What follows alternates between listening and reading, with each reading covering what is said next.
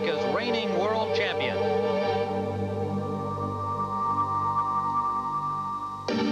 Ready to unleash his quadruple jump in a daring bid to retain his crown.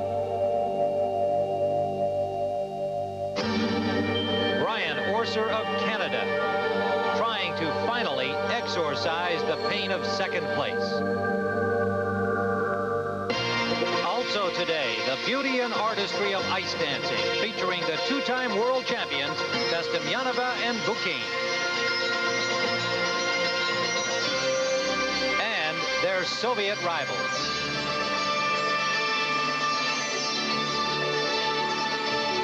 The scene is Cincinnati, before a packed house at Riverfront Coliseum. Hello everyone, I'm Tim Ryan here in Cincinnati, and welcome again to our continuing coverage of the World Figure Skating Championships. And today we have the special excitement and drama of the men's competition, to be followed by the artistry and grace of the ice dance. Well, you can virtually throw a blanket over the top three contenders for the gold medal in the men's competition, because coming into this final free skating program, defending champion Brian Boitano of the U.S., Alexander Fadeev of the Soviet Union, and Brian Orser of Canada are virtually tied. The winner of this free skating will win the gold medal. Well, a man who's familiar with the thrill of winning a gold at the World Championships is our own four-time winner of this event and 1984 Olympic gold medalist Scott Hambledon. Scott, in Brian Orser of Canada, we've got a man who's been the runner-up in this World Championship the last 3 years running. He was second to you in the 1984 Olympics, but he has been looking like a winner this week. Oh, he is great. He's also very frustrated by the last 3 years. He is a great jumper like the other two guys, and he's also a terrific showman, and he knows how to sell a performance. But what's really important here is that he skates first. Brian has a history of problems skating later in the program, being distracted by the other skaters. Tonight he skates before the other two guys, and all he has to think about is what he has to do. Alexander Fadeev of the Soviet Union, a former world champion who looked very impressive last month when he won the European Championships at Sarajevo. Well, in 1985, Alexander won this championship and looked virtually unbeatable. But in '86, he was a disaster and kind of mopped up the ice and lost his title. This year, he's looking a lot better. He's kind of on a comeback trail, but he's fragile and very unpredictable. Brian Boitano will skate third in that order. He's from Sunnyvale, California, the defending champion. You won this championship 4 years in a row. How difficult will it be for Brian Boitano to repeat? Well, the most difficult world championship I had was the first time I had to defend the title. It's a very emotional year. It's trying, it's hard, it's difficult. But what Brian's trying to do tonight is defend his title and also be the first man to land a quadruple jump in competition. And he might need it depending on how well Brian Orser skates.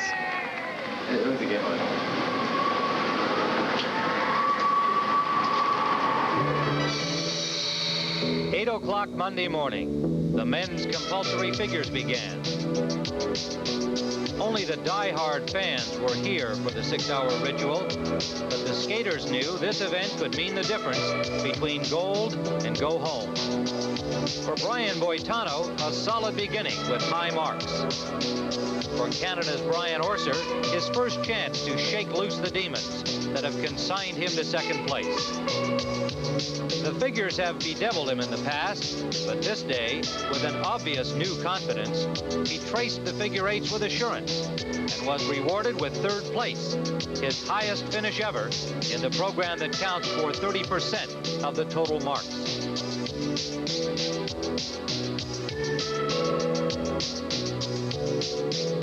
Alexander Fadeev, the Soviet former world champion, is particularly skilled in this discipline.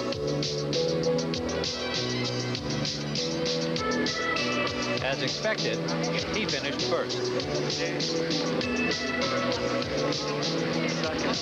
But as the computer registered the marks, it became apparent that the real winner may well have been Orser, in third place, closer to Fadeev and Boitano than he had ever been, with the free skating still ahead. Before the short program, Orser seemed particularly pumped up, buoyed by his performance in the figures.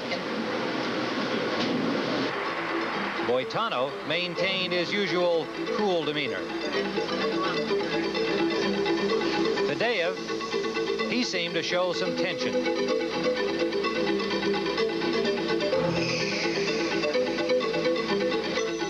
Riverfront Coliseum was set for a showdown, and the top three knew the winner of the short, worth 20%, could carry that momentum into the long program.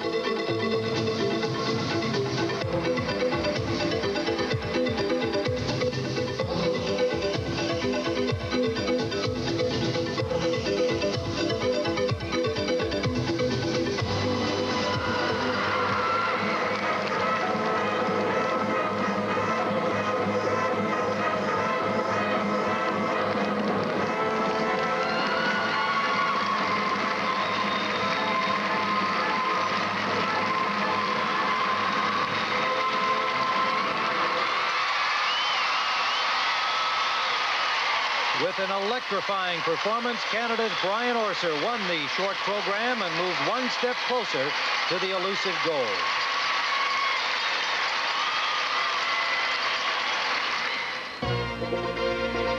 CBS Sports Sunday is entering the long free skating program. Alexander Fadeev in first place, but a virtual tie among the top three, meaning the winner of the free program will win the gold.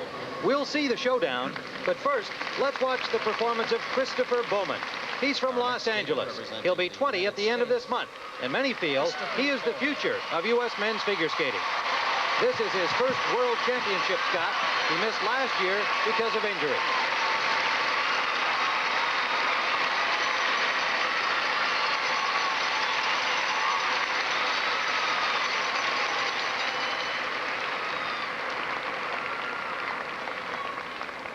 I think this guy looks a little bit scared.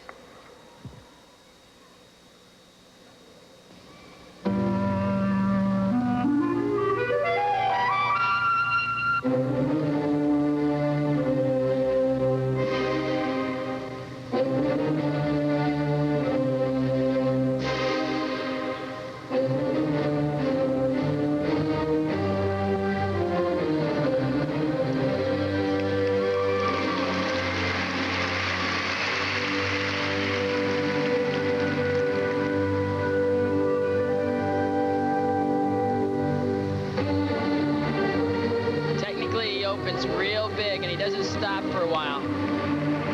His first jumps, combination triple flip into triple toe loop.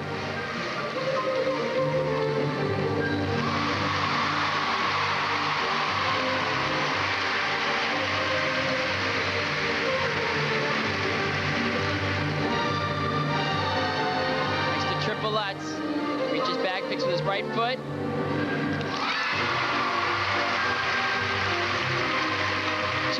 Really nice jump sequences. He's really got to feel his feet are under him. He's very controlled, and for his first Worlds, showing a lot of maturity.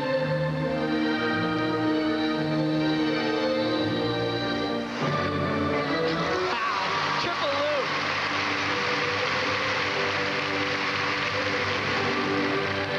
Scott, he did appear nervous when he skated out to the center of the ice, but it looks like he's gaining confidence with every stroke. Well, you never really know where you stand until you do a couple jumps, but after you throw a couple triples, like this one, a triple southpaw, you know that if you're on or if you're not, Christopher's really on.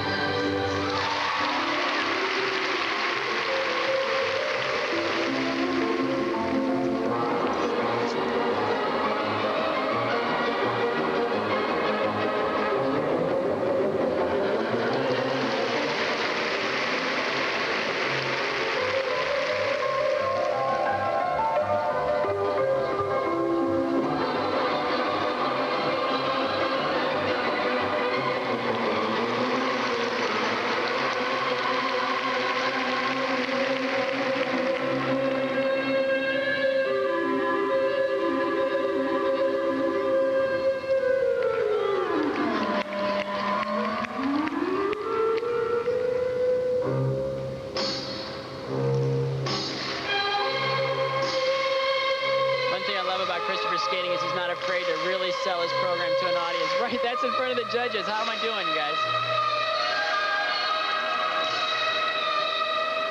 He knows a little about acting. He's appeared in Archie Bunker's Place and Little House on the Prairie and television commercials.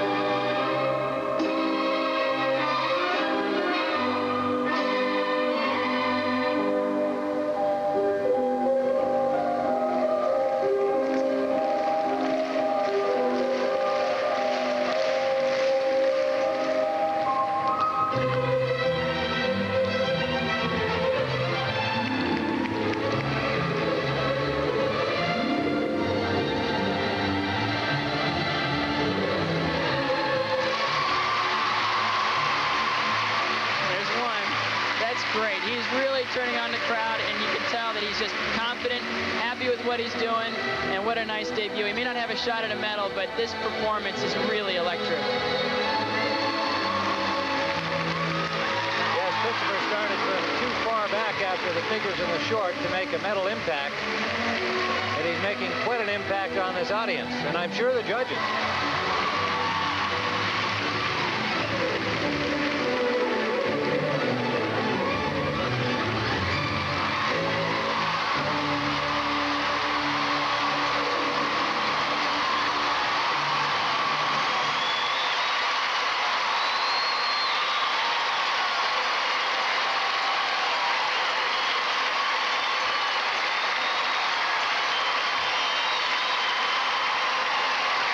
Standing ovation for Christopher Bowman of Los Angeles. He has made his mark here at the World Championship, and we'll be hearing more from this young man.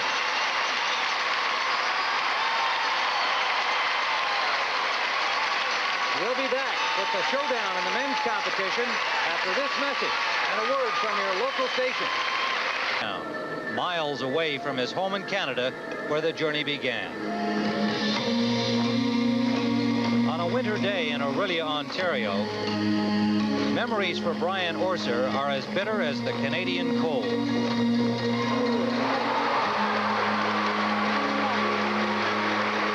Memories of a nightmarish night in Geneva a year ago. Captain Brian Orser, Canada.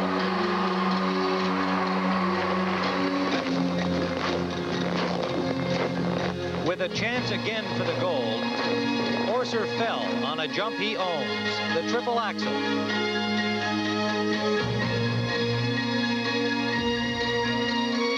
And for the third straight year, Orser had to settle for second place.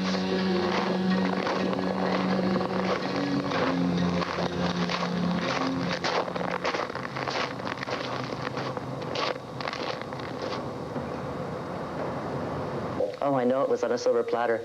It was right there for me, and I realized that's what was so frustrating afterwards. More frustrating than other years, because other years I did the best I could to get to second place. You know, I was coming from 7th or 6th in figures and working my way up to second and doing the best I could. And then last year, all I had to do was win the long program. And that was frustrating after, because it was there for me. And so it was back to the solitary confinement of the practice ring. Tracing the endless figures which had plagued him each year in the past.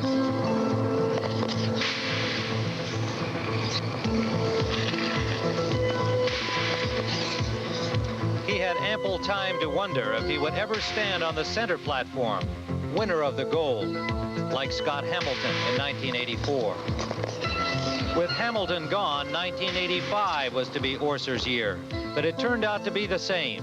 Second place again, this time to Alexander Fadeev. Last year at Geneva, the planet seemed in the right configuration for Orser. Fadeev, skating first, stumbled out of contention for the gold. And while America's Brian Boitano skated a clean performance, he had trailed Orser into the final program. So it was up to Orser. A solid mistake-free program would give him the gold at last. Next is the most difficult combination to be done in the competition. Triple axel. Oh, and he falls. He has been hitting that all week without any difficulty at all. As he awaited the marks, Orser feared the worst. Could it be second place again? 5-7, 5-8, 5-7, 5-7, 5-8, 5-7, 5-8. Thank you. Fadeev first.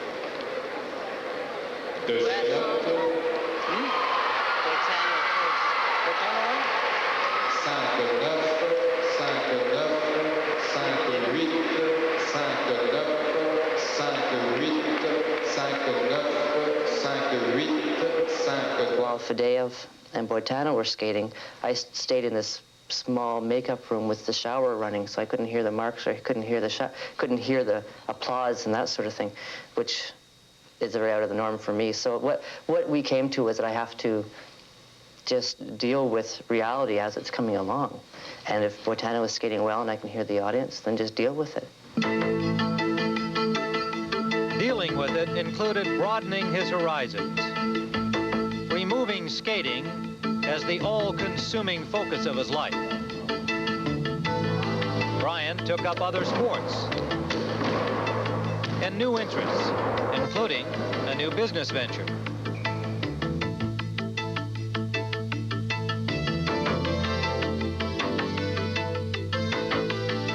I wanted to open up the visors and so I wouldn't have just sort of tunnel vision just for skating, because I'm 25 now and I've sort of had to keep my eyes open and look around and see what's happening, as well as keep myself on target as far as what I want to do with skating and as a competitor.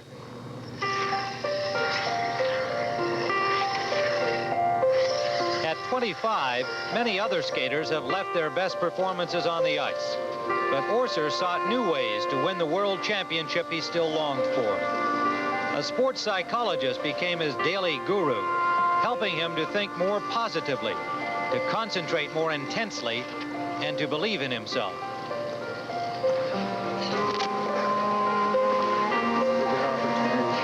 Use every distraction to further center you. You know, like turn them into, don't fight them, just, it's like when you're relaxing, you hear a noise in the room and you use that to take you even further.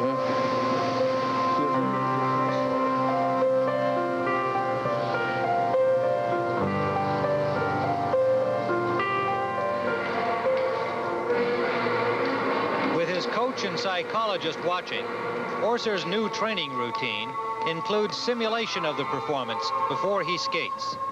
A routine he repeated over and over for 6 months prior to Cincinnati.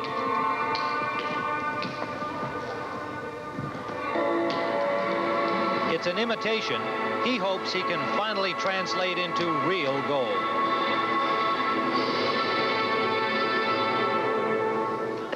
I know here in Canada there's a lot of people that have sort of given up hope.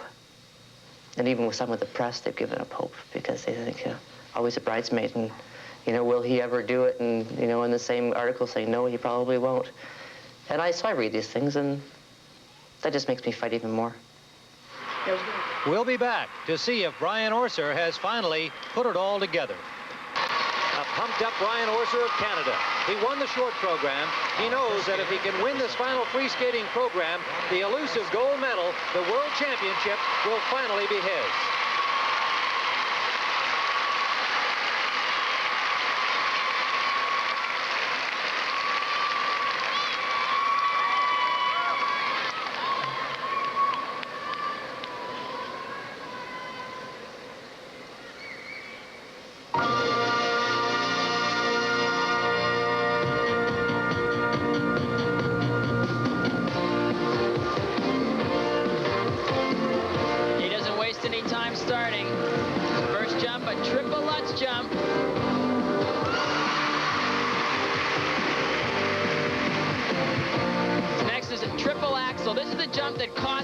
World Championship last year. 3.5 revolutions taking off forward. And he does it nicely.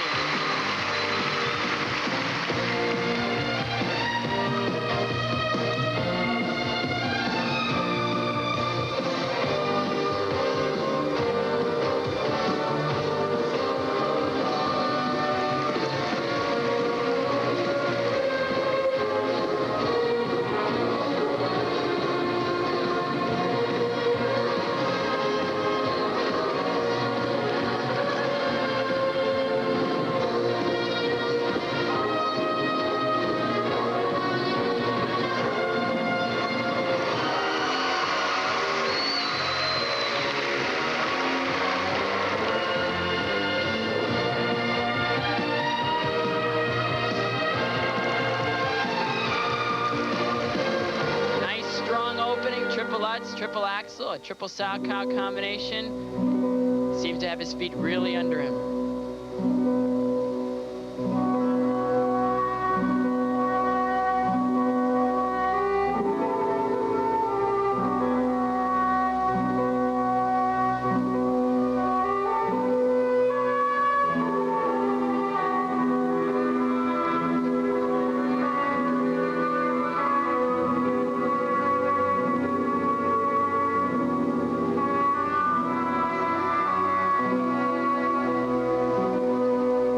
Definitely ahead of his performance of a year ago, Scott, skating with a great deal of confidence in this beautiful music passage, Concerto de Aranjuez by Rodrigo.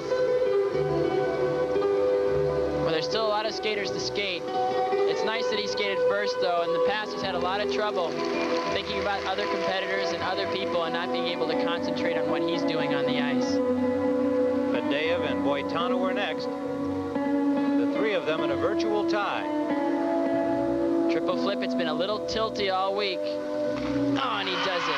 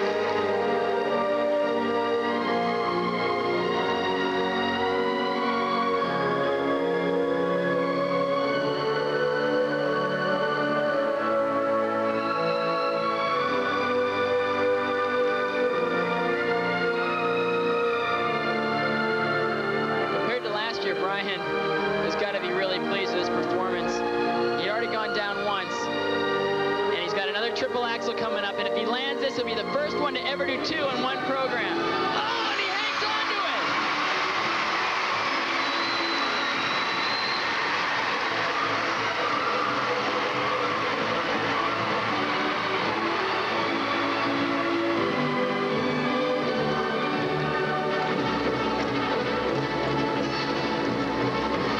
This is a new man, Scott. I don't know whether it's because Fadeev and Boitano are following him, but he just looks like a winner.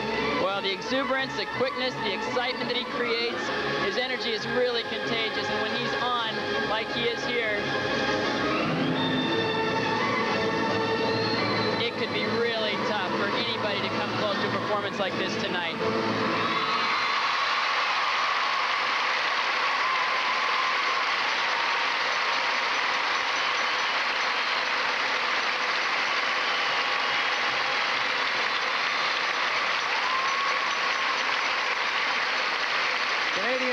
Orser. He looks happy with that performance, and his fans from Canada sure loved it. Take another look at a jump combination he did towards the middle of his program. Double axel. This this is late in the program, too. That takes a lot of strength, and he's not going that fast into this triple toe loop, and he just hits it perfectly. Beautiful performance, Mel. Oh. These should be big marks. Great marks, still a little room there, but that 5.9 from Yugoslavia, I think, really reflects what he did. Technically, he was brilliant. He did the 2 triple axles, never done in the history of the sport. 5.8. It's going to be interesting to see what happens at the second mark.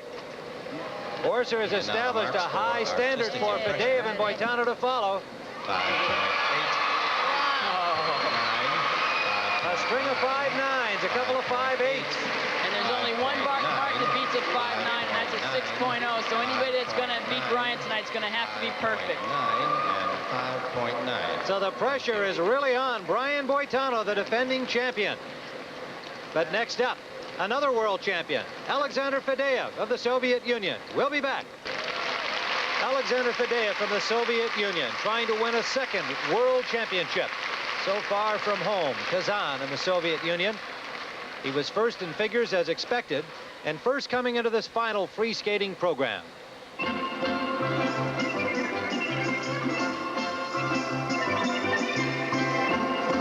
he opens very big. He opens with the hardest combination done in this whole competition. A triple Lutz into triple toe loop. Triple Lutz and double toe loop. It looked like he got a little close to the boards there. It'll be interesting to see how it affects his next jump, which is a triple axel. Oh, and he just didn't rotate it enough, and he had to step out. What pressure on Fadeev here, knowing what Orser's marks are. They're high.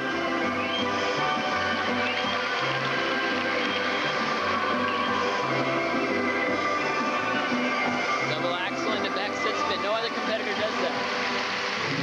Still, Scotty, doesn't seem that he can afford any kind of a miscue from here on out. Well, that triple axel might have cost him.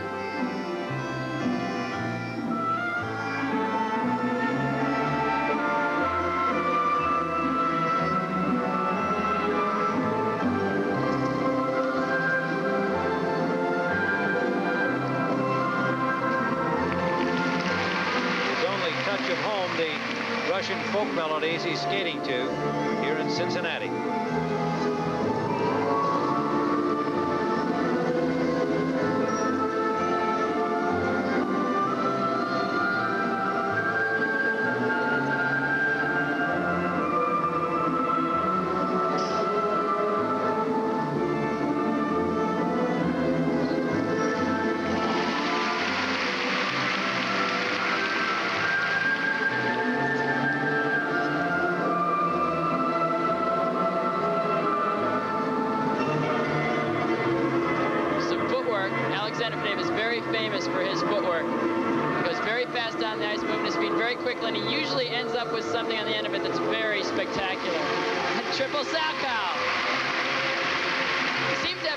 Again, but it might be too late. Those mistakes he made at the beginning of his program might have cost him.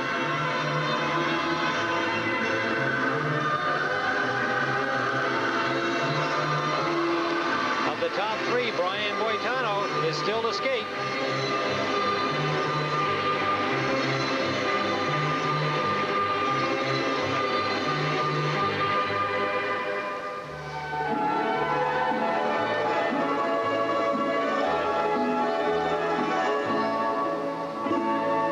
Soviet skaters are known for their double slow sections, one towards the beginning of the program and one towards the end.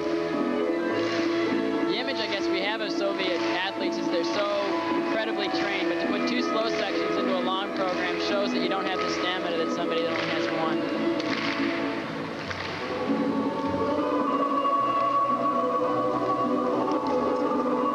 Rumor has it that Fadeev has been bothered with an injury suffered after the European Championships. Maybe feeling that as well. He could be. The stuff that these guys are throwing these days, the triples and the quads and everything, you can't escape a year without injury doing that much stuff.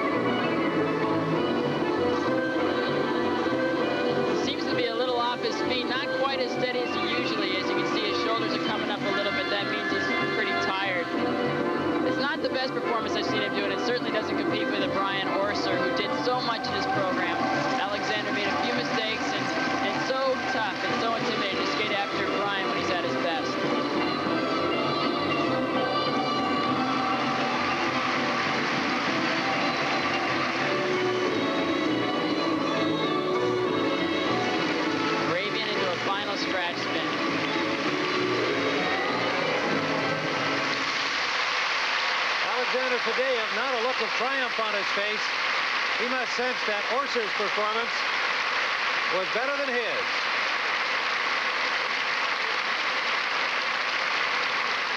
And there's Brian Orser. And obviously, he felt that that was not a winning performance by Fadeev. How about Brian Boitano? He'll be next. The marks for technical merit. Marks now for Alexander Fadeev. Be interesting to see what they are. He made a few mistakes. 5.7. Those are pretty high. The Soviet judge gave him a 5.8 with the slip on the triple axel and a couple jumps that he left out. You're only allowed to mark what they do, but he did leave out a few things, and those are high for what he did. 5.6 and 5. Boitano out warming up, awaiting the second set of marks for Fadeev. Artistic impression. And the artistic impression marks should probably go up. He presented the program pretty well, and they're pretty much similar to his technical merit marks. It wasn't his greatest performance. He is a wonderful, wonderful skater, and he's very strong, and tonight really wasn't representative of what he can do. But he's out of contention for the gold. It is up to this young man, the defending champion. With Brian Orser having skated a strong performance, Brian Boitano will have to be at his best to keep his crown. But he has said continually, he loves the challenge. Whatever I do when I skate is purely from my confidence and from what I feel inside, and it has nothing to do with it whether I'm an underdog. But, you know, I do prefer the pressure skating. I prefer skating when the pressure and the focus is on me. Well, despite occasionally missing his quadruple toe loop in practice during the week, Boitano is determined to include it in his program. I think that if I took the quad out after doing it for months and months in the program, I don't know if I could feel good about myself. And it's a decision that still goes through my mind going into the last day of competition. But I think I'll be happier with the decision to keep it in rather than to take it out and put another big triple in that won't be as challenging for me. Well, moments ago in his warm-up, Scott, Brian looked like he was really hitting his quad. And it looked so easy. It looked just like a triple. 1, 2, 3, 4 revolutions. Came out really clean. I just hope he didn't leave it in the warm-up. Our next skater, representing the United States, Brian Boitano.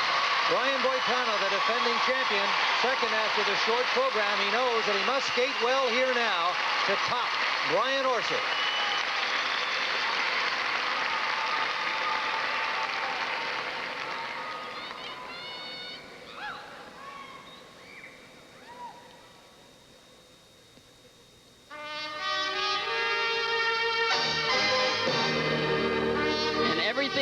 Up to the quad is extremely difficult. The first jump Brian does in his program is a variation on a triple Lutz jump. A jump difficult on its own, but he does an arm position. He lifts his arm over his head. He's the only one in the world that does this. I can't even begin to tell you how hard that is. You're just stretching your whole center of balance.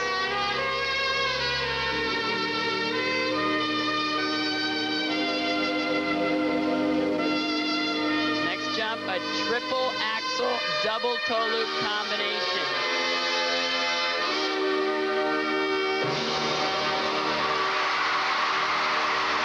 I have never seen Brian hit that jump cleaner than that.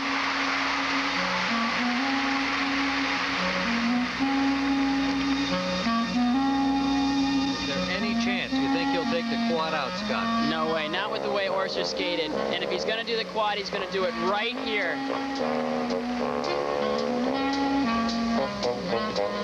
Oh, and he came up about a quarter turn short and couldn't hang on to it.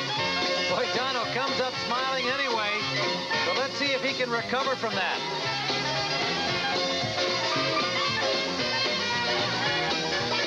How much will it hurt him with the judges?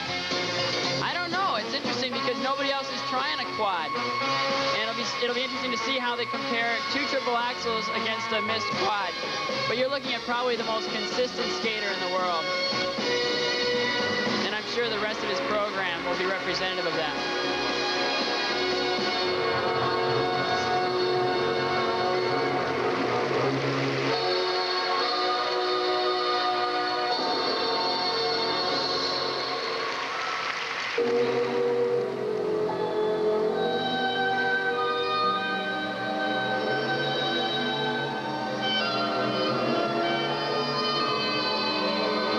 visible effect as he skates to summertime of missing the quad that he jumped so perfectly in the warm-up. Well, if it shows up, it'll show up here. This is the next triple after the quad is a triple flip, triple toe loop combination. Triple flip, oh, and he came up a little bit short. I wonder if the quad threw his timing off. That mistake there, I think, almost assured Brian Orser of a gold medal. Scott, are you saying it's all over for Boitano, no matter what he does now? Well, Orser was perfect, and Brian's made a couple mistakes. It's going to be next to impossible for him to pull this thing out, but I'm not a judge. And when I look at the judging, there was some room there in the technical mark, so it's going to be real interesting.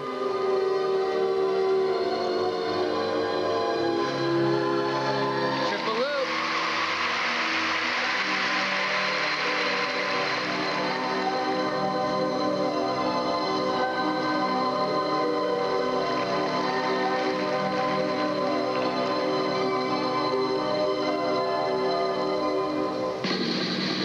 Fast section to go for Brian Boitano. As a skater, this is my favorite part to watch Brian because, you know, every year he throws in one of these real casual jumps. He just kind of goes around like he's just going to kind of skate, and then he throws in like a triple sow cow.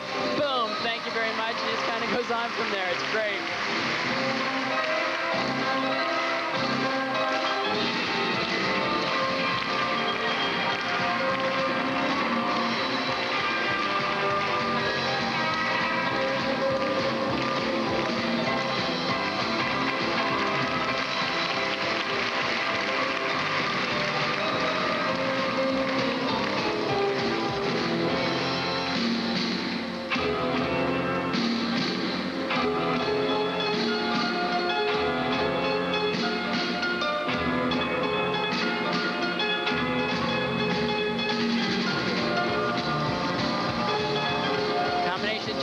Triple toe loop, double toe loop.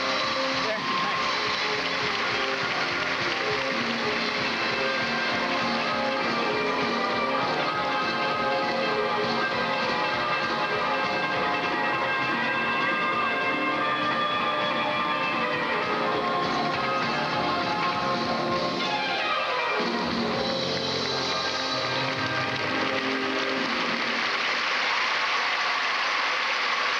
Boitano, the defending champion.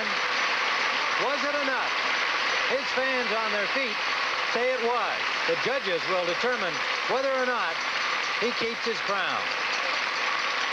I think that program says a lot about the character of Brian as a great champion. It wasn't enough for him to just go out and try to win, but he wanted to make history and he wanted to improve on anything he'd ever done before. Here's another look at that opening triple Lutz variation. Watch his left arm. This takes incredible strength to be able to do a triple Lutz anyway, but to be able to do it stretched out like that. Look at the height he has, and that arm, it's just unbelievable. It takes a lot of strength and a lot of ability. Here's another look at the quad. I think this really took the momentum out of his performance. If you look, he didn't quite get all the tap he could have out of his toe. And if you watch his feet, you'll see that he didn't get all the way backwards, and he couldn't hang on to the landing. A valiant effort by Brian Boitano. And it may well have cost him the retention of his world crown. Here come the marks for technical merit. Those aren't bad. 2.59 from the Czech judge and the Soviet judge. 5.8. Now you can see him praying. Those are close enough. If he goes up in the next mark, if he pulls any sixes, which I can't see happening, he could just take it from Orser. It's that close. Orser watching intently what you're seeing. Nope, not enough. I did it.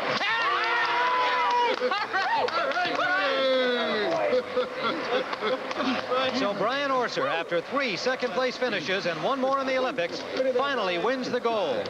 Let's join Judy Blumberg with Brian Boitano. Brian, why did you feel you had to do the quadruple toe loop this evening? Well, Judy, I knew I could do it. And if there's something that I know I can do, our next skater, and I don't do it, I can't feel good about myself. Whether it may risk, you know, the rest of the program or a title, I really believe that if you can do something, even if you're a world champion, you have to go out there and improve and do it, and that's why I did it. It's a lot of guts for you to do that. Are you disappointed that you didn't complete it, and then the rest of the program you had another bobble? no, I'm not disappointed. I thought there was immense pressure going into the quadruple from the press side, and I'm so proud of myself for doing it and standing up on it, not completely falling out of it. But, you know, going out there under extreme pressure like that and only making 2 bobbles, with one being a quadruple and the other being a triple combination, you know, you can't be not proud of yourself.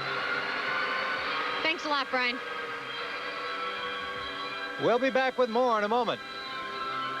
This competition, Canada's Brian Orser, winner of the gold. An impressive showing by young Christopher Bowman of the U.S., finishing 7th. And now, the Canadian national anthem.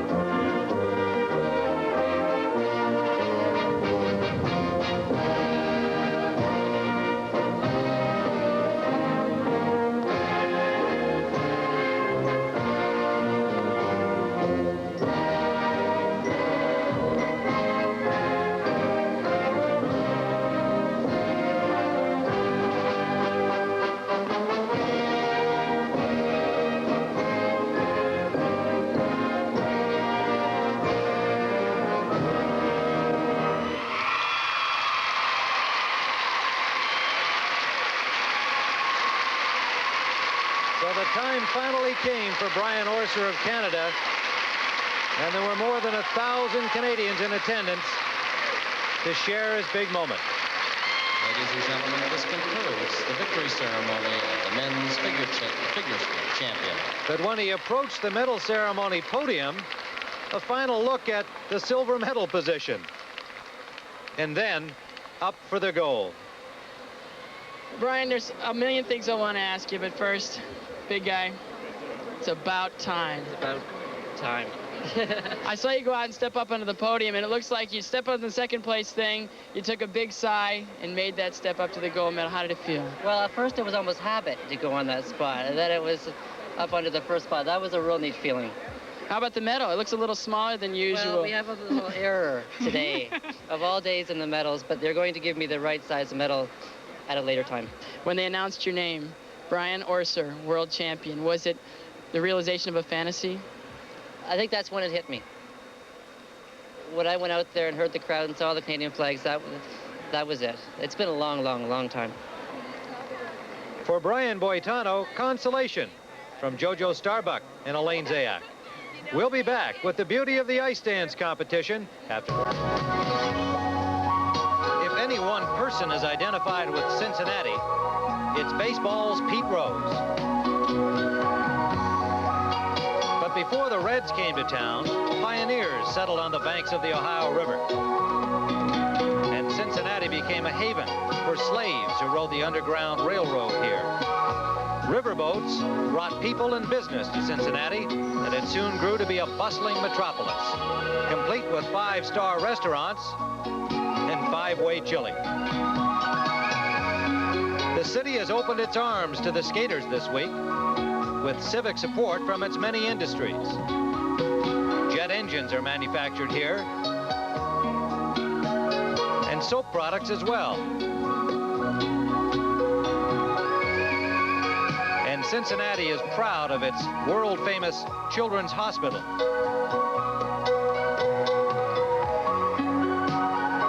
Hard by the home of the Reds stands the Riverfront Coliseum, scene of the figure skating we're watching today.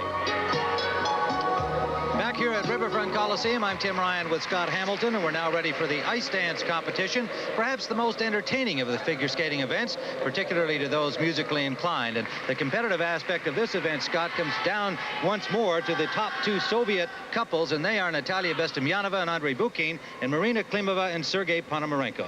Well, Bestemianova and Bukin have never lost to Klimova and Ponomarenko in international competition, but last year at the Worlds in Geneva, it came down to 1/10 of a point. It could be very well the same here. Bestemianova and Bukin won the compulsory dances, and Klimova and Ponomarenko came right back and won the OSP. Whoever wins the free dance tonight wins the competition and becomes world champions. They're equal in their abilities, but they're very different in the way they approach the sport. Well, joining us in our commentary is a lady who skated against both of these Soviet couples and knows them well with her partner Michael Siebert, our Judy Blumberg. And Judy, what is it about Bestemianova and Bukin that makes them the best in the world? Well, Tim, I think what you'll see most obviously is that they're a bundle of power and energy, and that has an effect on the audience. They go crazy. And I think what you'll also see is that they have a tremendous rapport with one another, and it actually takes hold of you, and it's a magic on the ice. And although they haven't been the crowd favorites here in Cincinnati, they are leading, and going into the free dance, I think that they might take the crowd over with their version of cabaret. But before we see the world champions, first in the final group of skaters, Americans Suzanne Semanick and Scott Gregory. They are standing fifth after the original set pattern. 20-year-old Suzanne, 27-year-old Scott from the University of Delaware Skating Club.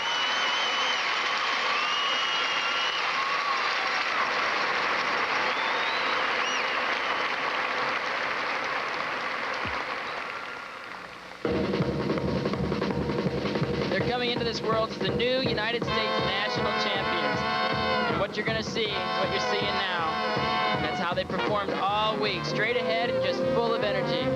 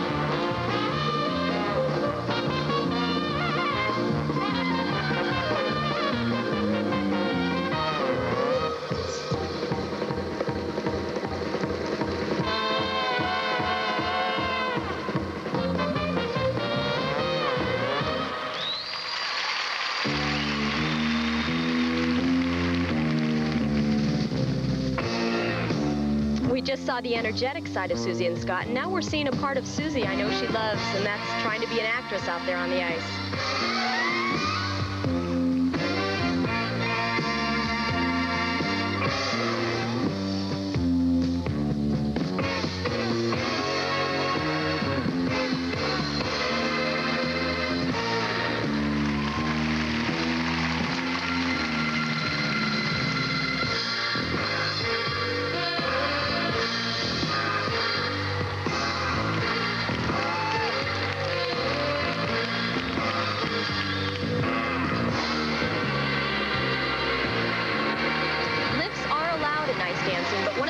Is that you cannot lift the lady above your shoulders.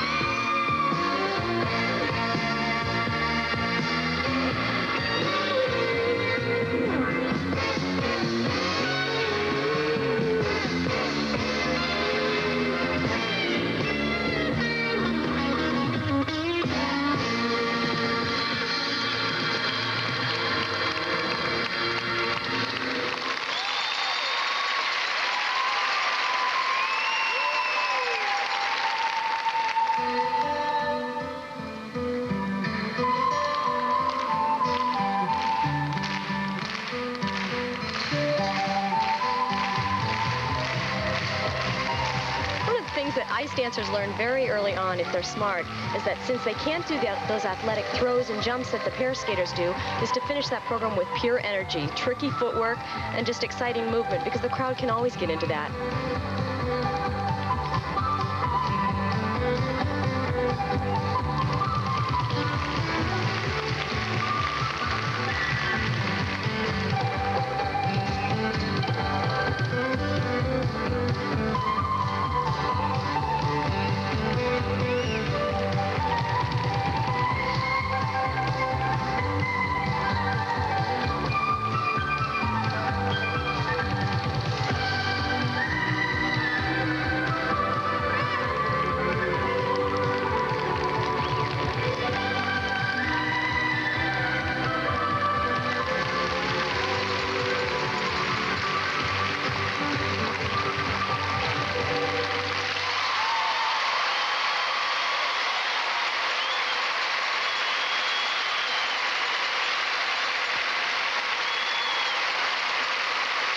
Suzanne Semanick and Scott Gregory. That free dance looked like it was a lot of fun, and I think them being fifth going into the free dance shows that they've really made a great improvement this year. And we'll be back with a world champion in a moment. The state-of-the-art in ice dancing was established by Torvill and Dean, the British couple who broke the barriers en route to an Olympic gold medal and 4 world championships.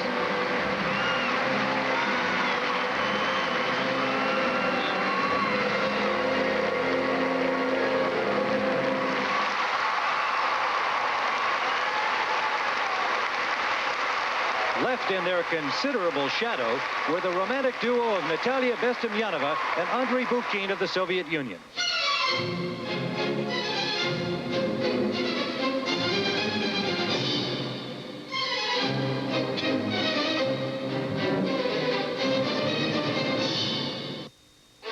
Their seductive and often steamy style entranced judges and fans alike, and they have won the last 2 world and European championships.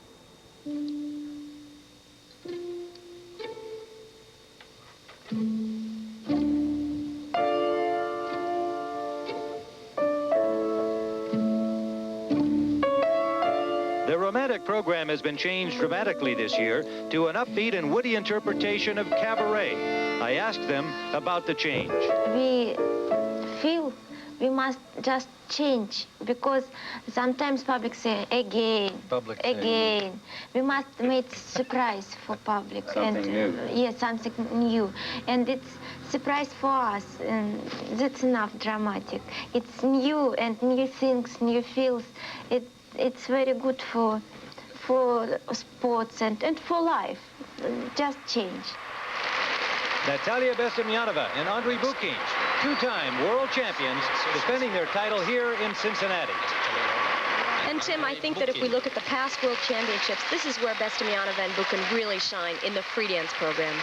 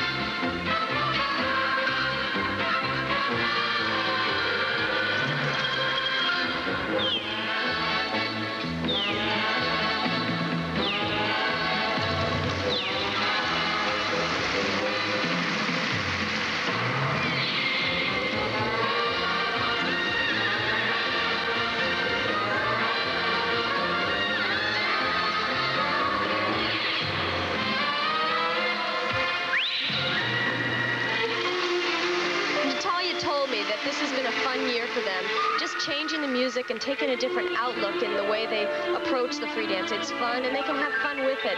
It makes training a lot easier, especially leading up to Olympic Games next year.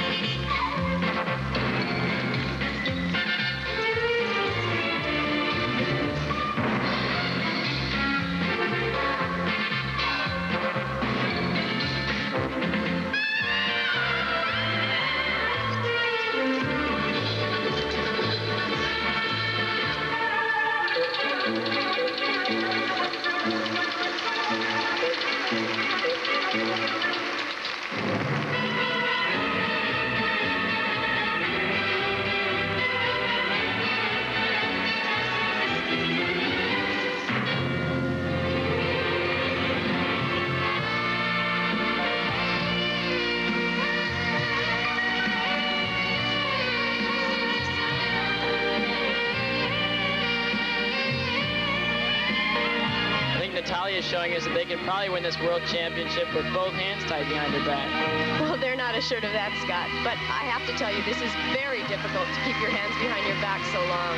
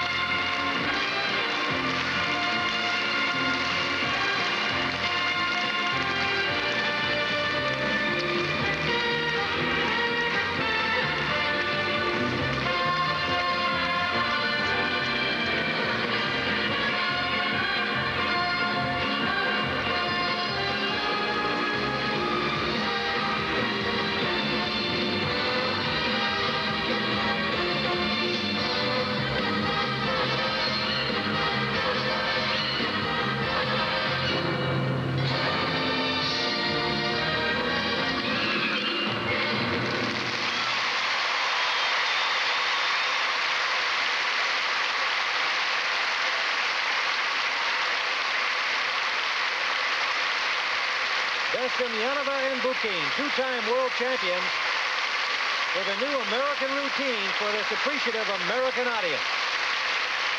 Let's watch it from the judges' seats. This is the true Natalia Bestemianova with all the face and body motions you could ask for. I guess in ice dancing, more than any other sport, the judges are 9 members of the audience, and if you entertain the judges, you're going to get some great marks. Natalia going over to get, flowers from Michael Siebert, my ice dance partner.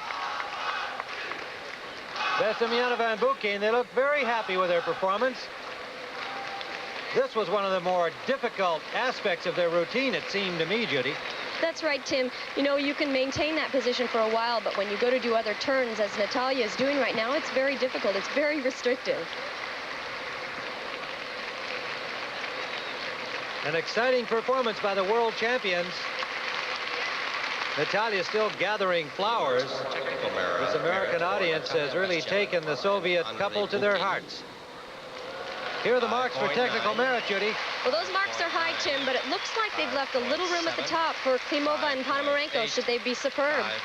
5.9. Natalia and Andrei are still on the ice receiving gifts and flowers and flags, and haven't had a chance to get off to watch their marks as yet. Next up, the artistic impression marks. Artistic impression. 5.9. Whoa! A load of 6s there.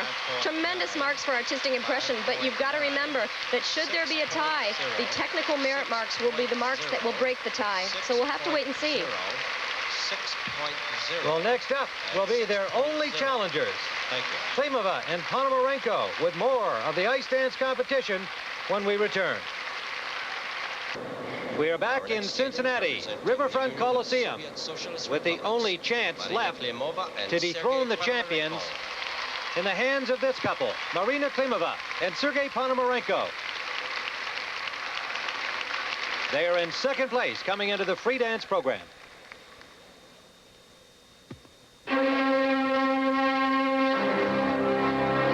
They present their free dance in a more of a traditional ice dance way. They're very classical, very artistic, and very technical.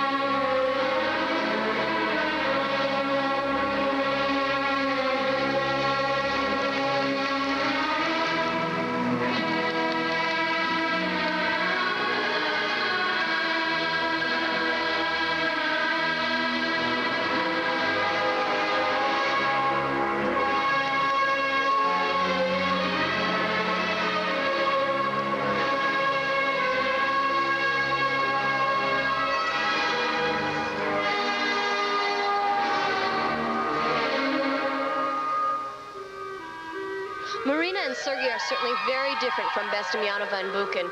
Unfortunately, in the last few world competitions, they haven't sparkled like Bestemianova and Bukin have. Consequently, they've been second every year.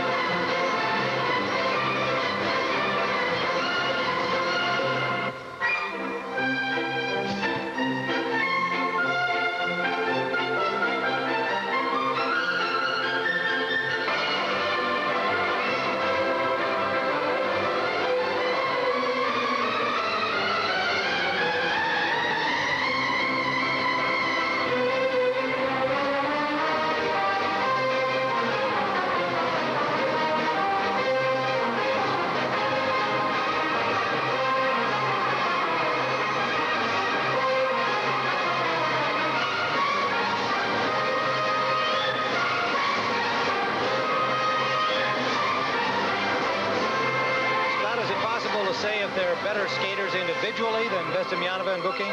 There's a lot of talk about Sergei probably being the best male ice dancer in the world. They've always come up second to Bestemianova and Bukin, but he is reputed to be the best male ice dancer.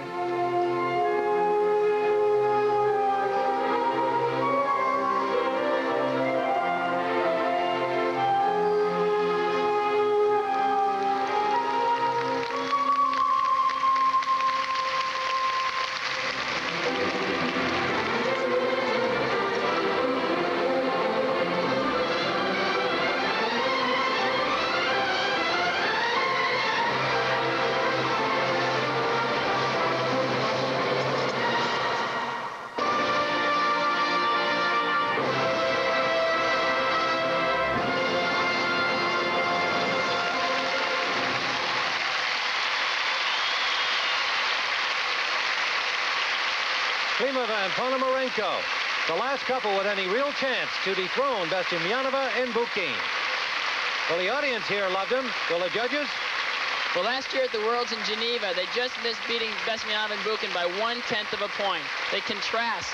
I don't know how you can compare them. You can't, Scott. Bestemianova and Bukin are true entertainers, pure theatrics. Klimova, Ponomarenko move, and they're so elegant. Like in this lift that they do. Look at the arms. Klimova and Ponomarenko. The marks for A beautifully elegant performance, and here come the marks for technical merit. Remember, they've got to have 6.0s in order to win this championship. 5.9, 5.8. And they haven't got them. So Bestemianova and Bukin have defended their world championship once more. 5.8 and 5.9. Let's see what the marks will be for artistic impression. Artistic impression. 5.7. No matter what, they're silver medal marks, but a perfect 6 from France. 5.8, 5.7, 5. And so once again, Bestemianova and Bukin of the Soviet Union have won the world championship in the ice dance competition. They're third.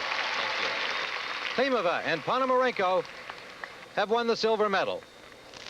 And so for Judy Blumberg and Scott Hamilton, this is Tim Ryan saying so long from Cincinnati and inviting you to join us next week when there will be special exhibition performances by many of the medal winners. We leave you now with a preview of the performance by American Karen Kadavy.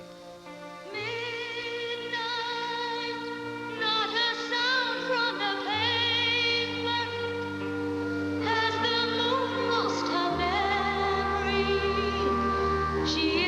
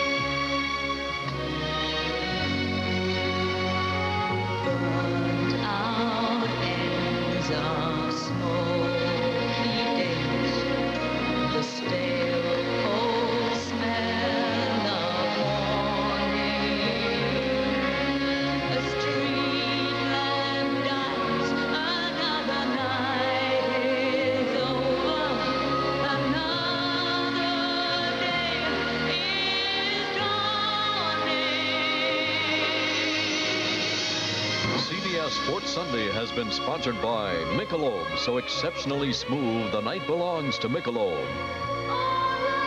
Honda Power Equipment, lawnmowers, riding mowers, and portable generators made to last. And by the American Express card. Don't leave home without it. Coming up next, the NCAA Basketball Tournament Regional Finals.